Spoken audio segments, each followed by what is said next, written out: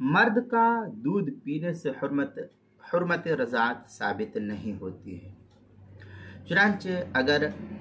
کسی اتفاق سے یا کسی بیماری کی عوض یا کسی بھی صورتحال میں اگر اتفاقی امر ہو کہ کسی مرد کی چھاتی میں دودھ اتر آئے اور کوئی بچہ اسے چوس لے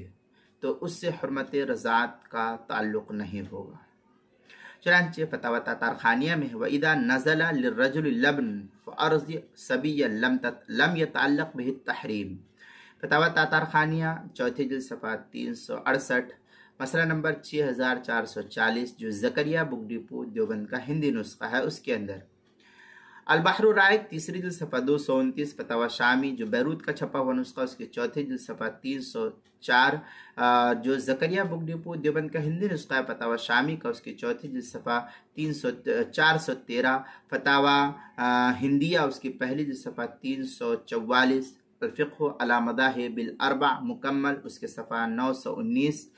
فتاوی قاضی خان اس کی پہلی جلد صفحہ 417، ہدایہ دوسری جلد صفحہ 303، کتاب المسائل چوتھی جلد صفحہ 219 پر بھی اس کو نقل کیا گیا ہے۔